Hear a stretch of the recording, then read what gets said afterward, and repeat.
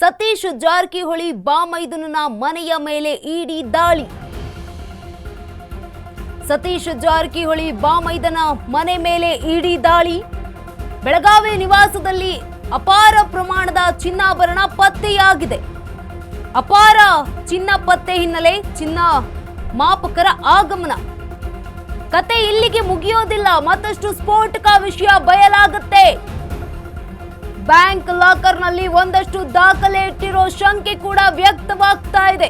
ಮಂಜುನಾಥ್ರನ್ನ ಬ್ಯಾಂಕ್ಗೆ ಕರೆದೊಯ್ದ ಇಡಿ ಅಧಿಕಾರಿಗಳು. ಮತ್ತೊಂದು ತಂಡದಿಂದ ಮನೆಯಲ್ಲಿ ದಾಖಲೆಗಳ ಶೋಧ. ಇದೀಗ ಸಚಿವ ಸತೀಶ್ ಜಾರಕಿಹೊಳಿ ಅವರ ಬಾಮೈದನನ ಮನೆಯ ಮೇಲೆ ಇಡಿ ದಾಳಿಯಾಗಿರುವಂತದ್ದು.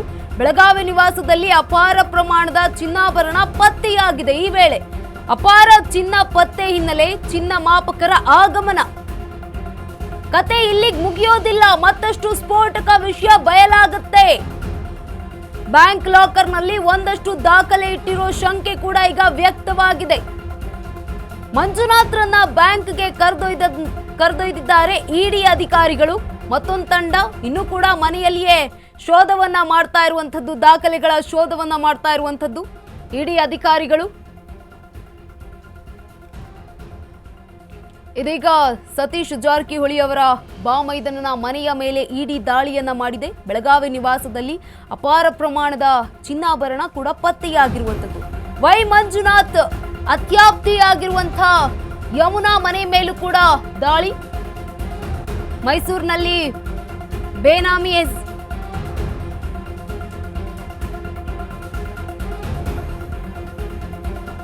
2012ರಲ್ಲಿ ಮೈಸೂರು ಅಬಕಾರಿ ಡಿಸಿಯಾಗಿದ್ದ ಮಂಜುನಾಥ್, ಇದೇ ಸಮಯದಲ್ಲಿ ಅಬಕಾರಿ ಇನ್ಸ್ಪೆಕ್ಟರ್ ಆಗಿದ್ದ ಯಮುನಾ ಇದೀಗ ವಿಆರ್ಎಸ್ ಪಡೆದು ಮೈಸೂರಿನಲ್ಲಿ ವಾಸ ಮಾಡ್ತಾ ಇದ್ದಂತಹ ಯಮುನಾ.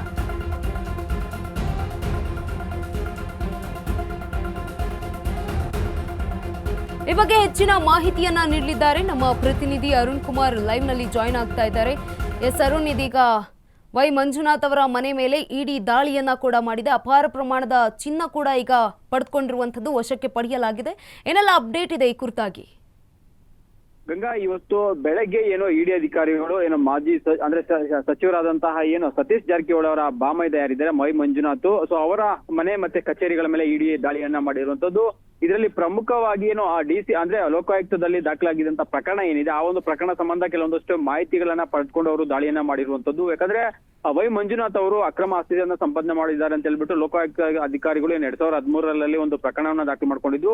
ಆ ಒಂದು ಪ್ರಕರಣದ ತನಿಖೆಯನ್ನ ಏನು ಲೋಕಾಯುಕ್ತ ಅಧಿಕಾರಿಗಳು ಸಹ ಮಾಡ್ತಾ ಇದ್ರು. ಆ ಒಂದು ಸಂದರ್ಭದಲ್ಲಿ ಅವರು ಅಕ್ರಮ ಅಂದ್ರೆ ಆದಾಯಕ್ಕಿಂತ ಹೆಚ್ಚಿನ ಆಸ್ತಿಯನ್ನ ಸಂಪಾದನೆ ಮಾಡಿದ್ದಾರೆ ಅಂತ ಹೇಳ್ಬಿಟ್ಟು ಒಂದು ಕೋರ್ಟ್ಗೆ ಒಂದು ಲೋಕಾಯುಕ್ತ ಅಧಿಕಾರಿಗಳು ಒಂದು ರಿಪೋರ್ಟ್ ಅನ್ನ ಕೊಟ್ಟಿರ್ತಾರೆ. ಆ ಒಂದು ಸಂದರ್ಭದಲ್ಲಿ ರಿಪೋರ್ಟ್ ಅನ್ನ ಆಧರಿಸಿ ಇದೀಗ ಏನು ಇಡಿ ಅಧಿಕಾರಿಗಳು ದಾಳಿಯನ್ನ ಮಾಡಿರುವಂತದ್ದು. ಬೆಂಗಳೂರು, ಮೈಸೂರು ಮತ್ತೆ ಬೆಳಗಾವಿ ಒಟ್ಟು 6 ಕಡೆ ಇವತ್ತು ಬೆಳಗ್ಗೆ ಇಡಿ ಅಧಿಕಾರಿಗಳು ದಾಳಿಯನ್ನ ಮಾಡಿಬಿಟ್ಟು ಪರಿಶೀಲನೆ ಮಾಡ್ತಾ ಇರುವಂತ. ಅಂದ್ರೆ ಅಬಕಾರಿ ಡಿಸಿ ಆಗಿದ್ದಂತ ಸಂದರ್ಭದಲ್ಲಿ ಅವರು ಲೈಸೆನ್ಸ್ ಗಳನ್ನ ರಿನ್ಯೂವಲ್ ಮಾಡುವಂತದ್ದಿರ್ಬೋದು, ಮತ್ತೆ ಬೇರೆ ಬೇರೆ ಲೈಸೆನ್ಸ್ ಗಳನ್ನ ಕೊಡುವಂತದ್ದಿರ್ಬೋದು, ಮತ್ತೆ ಅಧಿಕಾರವನ್ನ ದುರ್ಬಳಕೆ ಮಾಡ್ಕೊಂಡು ಕರ್ತವ್ಯ ಲೋಪ ಎಸಗಿದ್ದಾರೆ ಅನ್ನೋದು ಮೇಲ್ನೋಟಕ್ಕೆ ಕಂಡು ಬರ್ತಾ ಇರುವಂತದ್ದು. ಸೊ ಆ ಒಂದು ಸಂದರ್ಭದಲ್ಲಿ ಅವರ ಒಂದು ಆಸ್ತಿ ಸಂಪಾದನೆ ಹೆಚ್ಚಾಗಿದೆ ಅಂತ ಹೇಳ್ಬಿಟ್ಟು ಲೋಕಾಯುಕ್ತ ಅಧಿಕಾರಿಗಳು ಏನು ರಿಪೋರ್ಟ್ ಅನ್ನ ಕೊಟ್ಟಿರುವಂತದ್ದು. ಆ ರಿಪೋರ್ಟ್ ಬೇಸ್ ಮೇಲೆ ಇದೀಗ ಇಡಿ ಅಧಿಕಾರಿಗಳು ದಾಳಿಯನ್ನ ಮಾಡಿ ಪರಿಶೀಲನೆ ಮಾಡ್ತಾ ಇರುವಂತದ್ದು. ಗಂಗಾ, ಎಸ್, ಧನ್ಯವಾದ ಅರುಣ್ ತಮ್ಮೆಲ್ಲ ಮಾಹಿತಿಗಾಗಿ.